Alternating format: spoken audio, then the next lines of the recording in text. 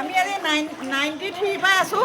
এই প্ৰথম এনেকুৱা অৱস্থা হৈছে আমাৰ চোতালত হয়, কিন্তু ভিতৰত কোনো নহয়। এই চোতাল হয় কাৰণে ইমানলৈকে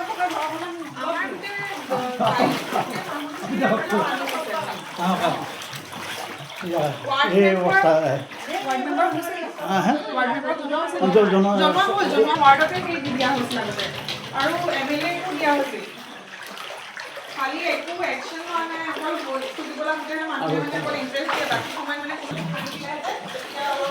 সহায় হৈছে। বহুত বেছি পানী হৈছে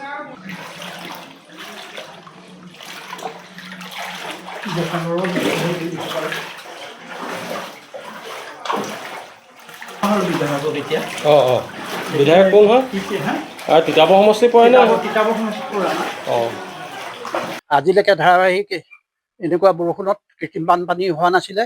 আজি মোৰ ঘৰ তল গৈছে আৰু আমি আজি আগৰ বিধায়ক থাকোঁতেও আমি বহুতবাৰ আমি অনুৰোধ জনোৱা হৈছিলে ড্ৰেইনেজৰ কাৰণে, কিন্তু আজিলৈকে কৰা নাই। এতিয়া সদ্য যি আমাৰ নতুন আমাৰ এখন চৰকাৰ আছে, আমি আঞ্চলিক পঞ্চায়তৰ সভাপতিকো জনোৱা হৈছে আৰু তুংসিঙেদেৱক, আৰু বাকী আমাৰ আজি সদ্যহতে বিধায়ক মহোদয়কো অৱগত কৰা হৈছে এই বিষয়টো। গতিকে আমাৰ এই অঞ্চলটো যেতিয়ালৈকে ড্ৰেইনেজ সম্পূৰ্ণ নহয় তেতিয়ালৈকে আমি সদায় ভুক্তভোগী হৈ থাকিব লাগিব।